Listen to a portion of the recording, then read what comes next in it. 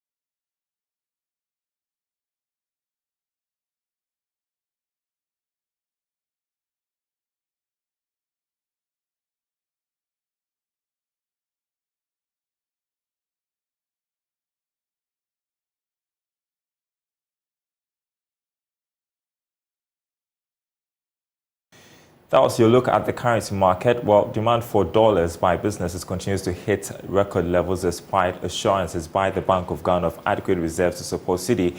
This is based on reports picked up from some major commercial banks. Here's George Afi with more. The Ghana Cedi has been under some pressure in the last quarter of 2023. That was influenced by some uncertainties about the time that Ghana would have gotten its first tranche of IMF cash and demand for dollars to finance imports for the Christmas festivities by businesses.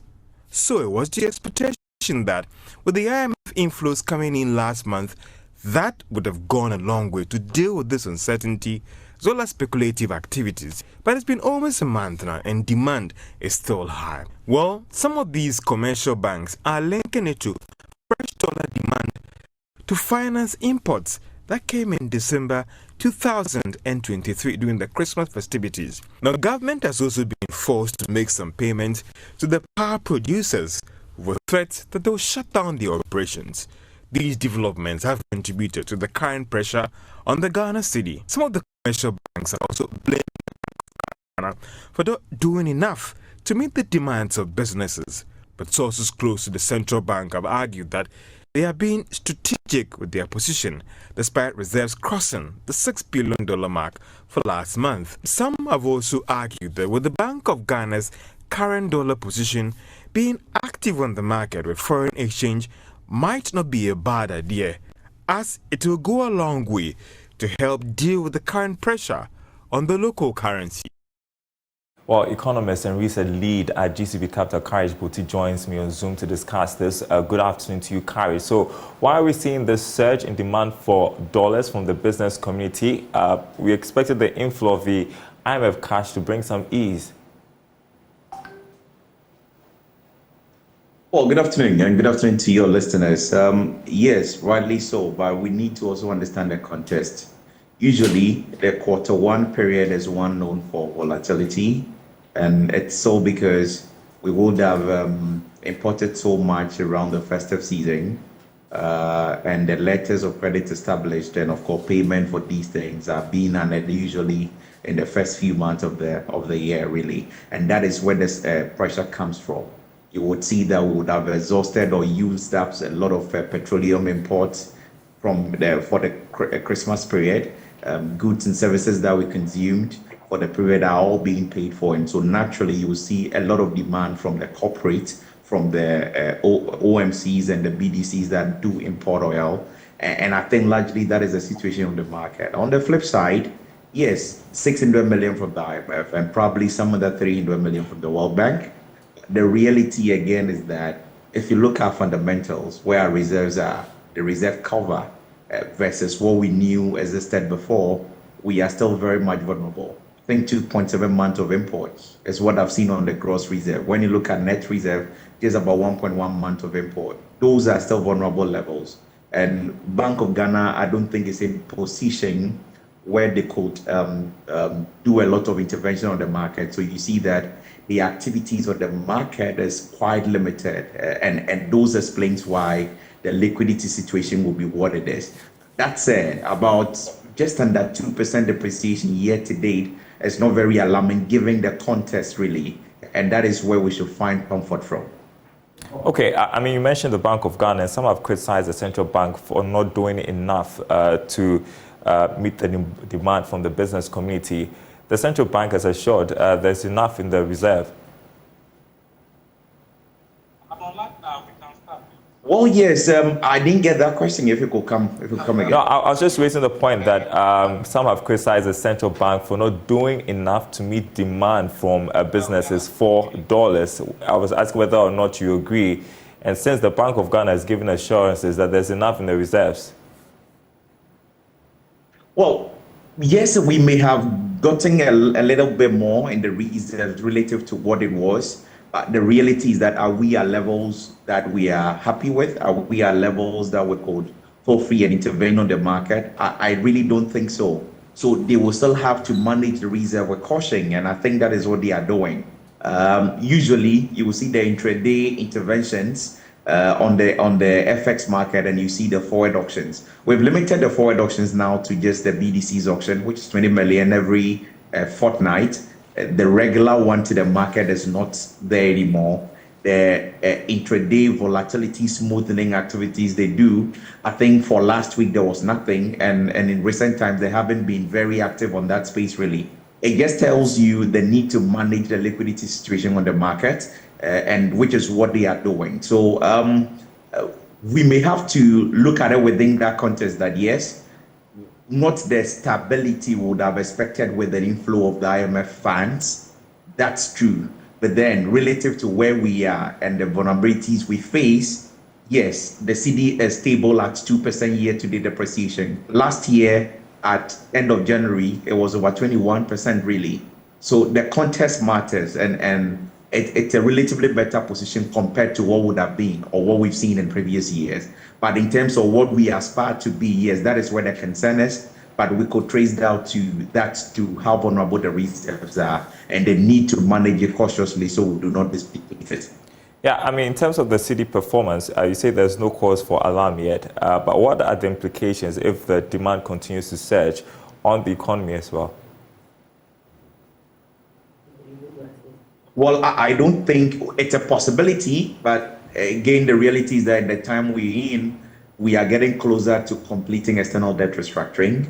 The CD has been a bit stable, or has been, the stability we've seen is likely on the back of we having a positive current account balance, and that's because we are not serving external debt.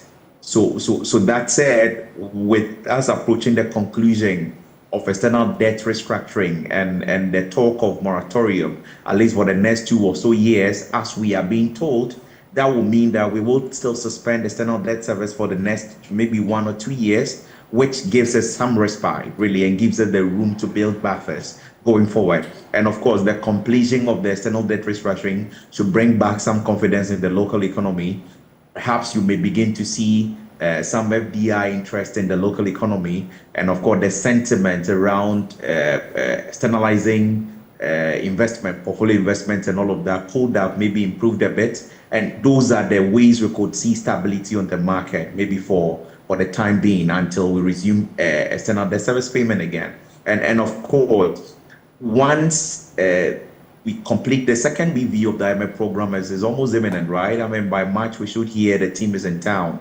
And depending on how we fare on that program, the review, it could even give us some more tailwind in this whole battle, or if you like, the struggle for reforms and and revitalizing the economy, really. And if by June, July, election expenditures do not come to the fore, and the review of the first half review shows that we are broadly on track on our macro targets, I think that sentiment to be fairly balanced, and we should see a steady run through the remainder of the year.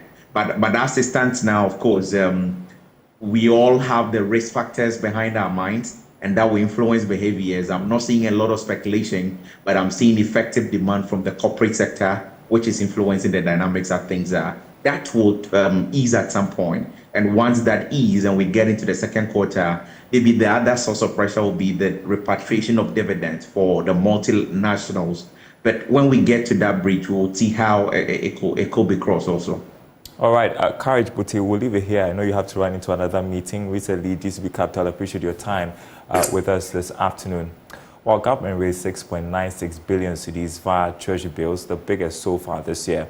That's according to the T-bills auction by the Bank of Ghana. Interest rates also fell again for the 6th week since the start of the year.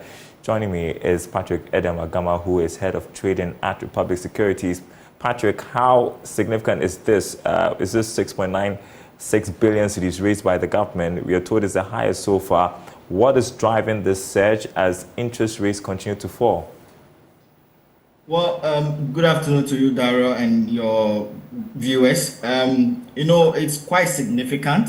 Anytime the government collects more, actually the government will have to collect extra more to pay for interest and principal. So we are seeing what is happening now. In November last year, we're seeing a lot of oversubscriptions in some of these auctions. Now, this is the effect we are seeing. They will have to actually collect more. The short-term maturities for this week was about 4.2 billion, but they collected 6.85 billion. So it should tell you that the next maturity, they will have to actually collect more to be able to finance these particular short-term maturities. How sustainable, though, is this borrowing spree by the government on the Treasury market? I mean, we are told the government is expected to borrow about 180 billion Ghana cedis via Treasury bills in 2024. How is this healthy for the government? What are the implications for the government, do you think?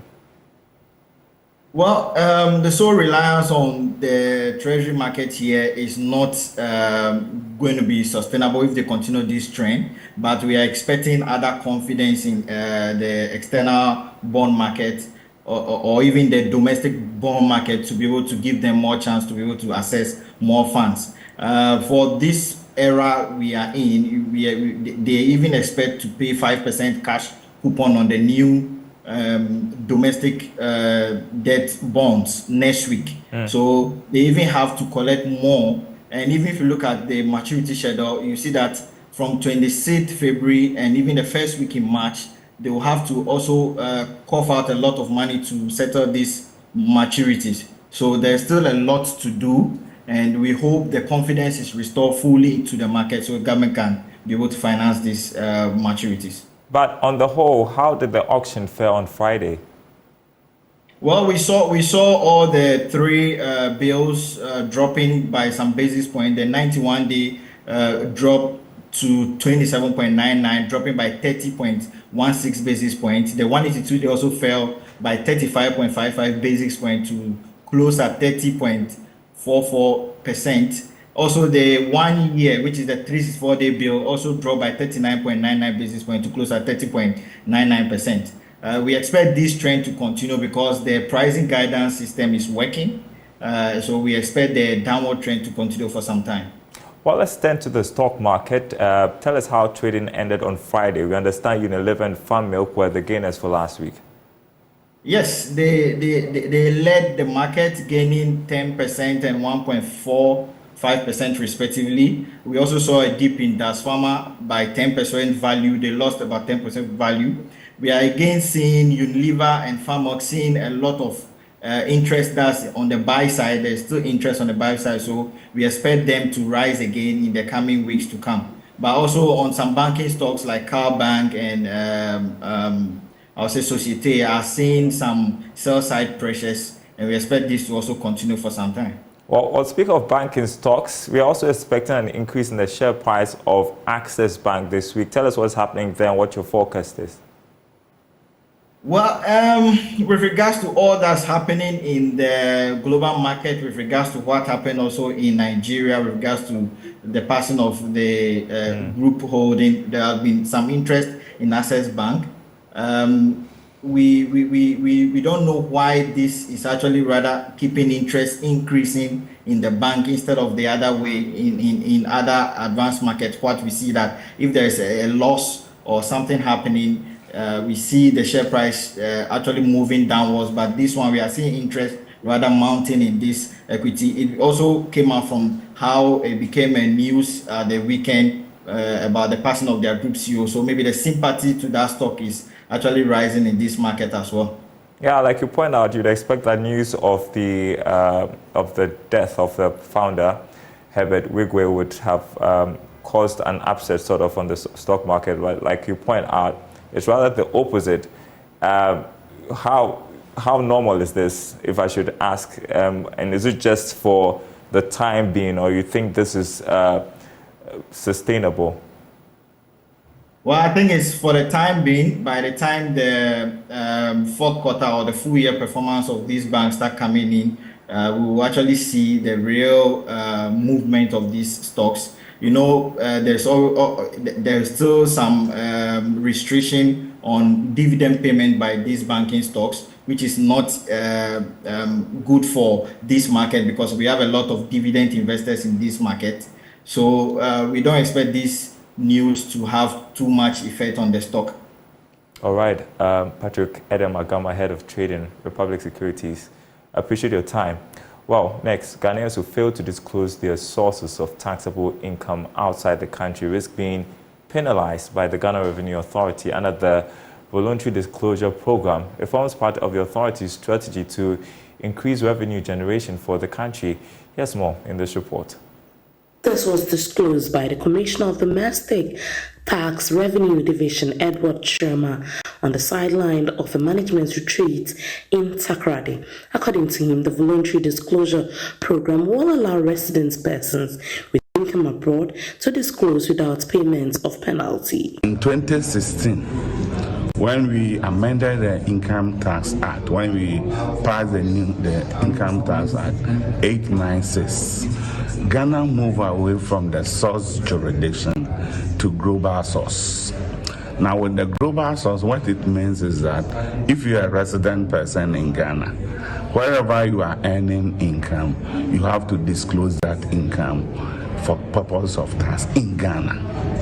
Now, over the years, this has been a big challenge, where most people are not disclosing this. And now we've signed arrangement with other jurisdictions.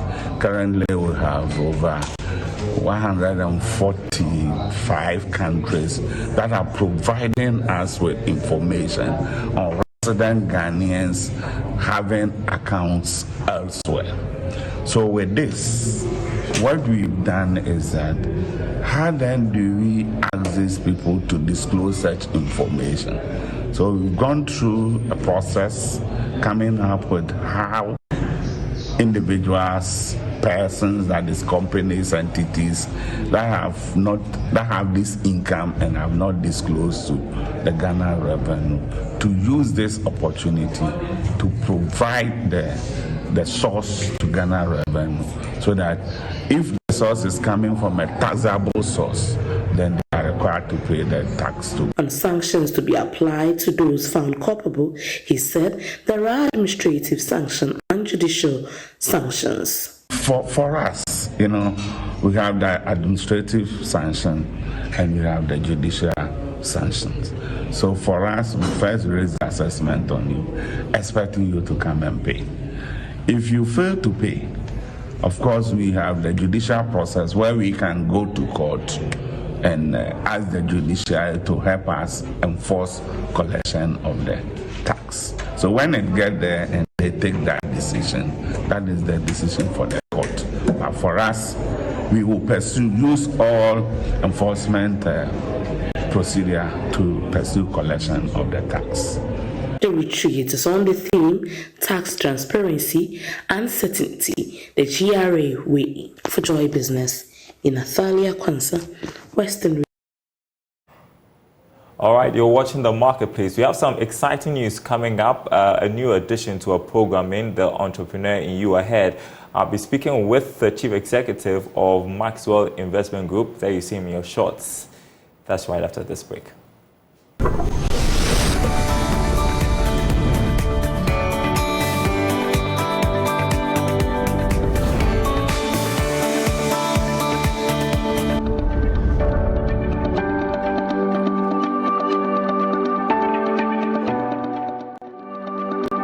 Hello, welcome back to The Marketplace. Now, the Maxwell Investment Group, in collaboration with Joy Business, will be premiering the first episode of the much-anticipated radio and TV advisory series, Entrepreneur in You. The series, which seeks to help listeners and viewers make the best investment in business decisions, will air during the 1 p.m. business report on radio and on Prime Business on Joy News. So, joining us to talk about this is Chief Executive of the Maxwell Investment Group, Dr. Maxwell Ampong. Great to see you. I have a soft spot for entrepreneurs, so I'm really excited about this. Tell us about the concept behind this advisory series.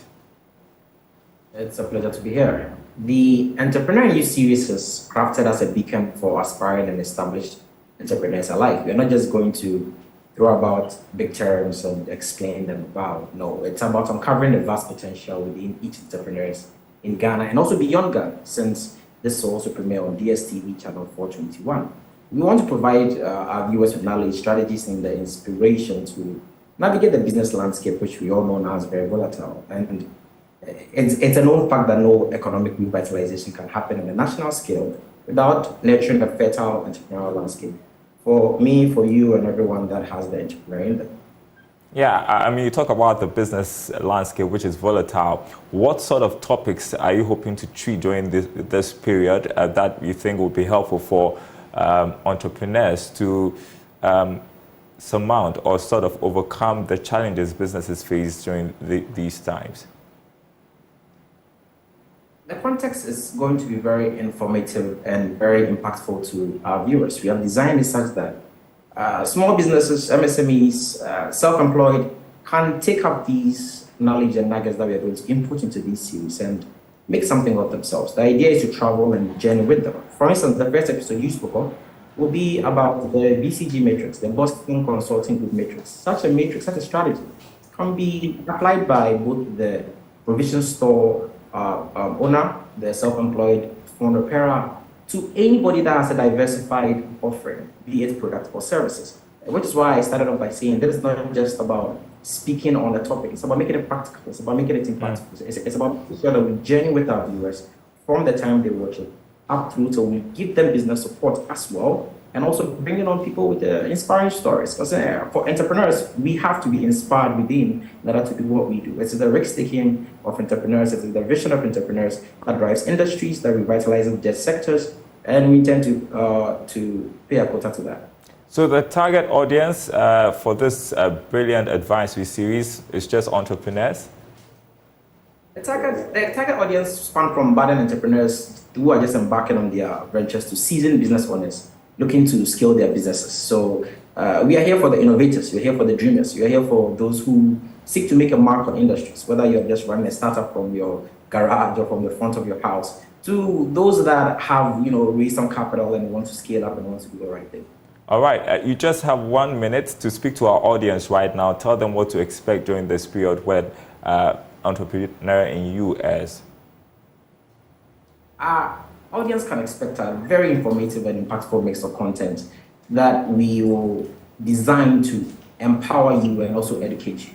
And aside the BCG metrics, there's something that we do at the office where we ask ourselves, what's the difference between gross profit and gross margin? It's a simple concept, but terms that are interchanged. These are simple things that we can equip ourselves with and then move ourselves from one step to the other. So as much as this is going to be a show with Joy News, and I am really grateful to Multimedia for making this happen, we will try our possible best to go on the journey with you, open a communication channel, and try as much as possible to offer business support services through, of course, Maxwell Investment Group and our partners, which we are hoping to have a lot of as time goes on. So all right. we are really happy to be starting this journey with Multimedia. Looking forward to it. Dr. Maxwell Ampong, Chief Executive of Maxwell Investment Group, tonight at 8 on Prime Business. Join News. Don't miss it. Entrepreneur in You premieres. And that's the marketplace. More news on our website, myjoyonline.com/business. Head there for the day's latest. My name is Daryl Kwawu. We will be back same time tomorrow.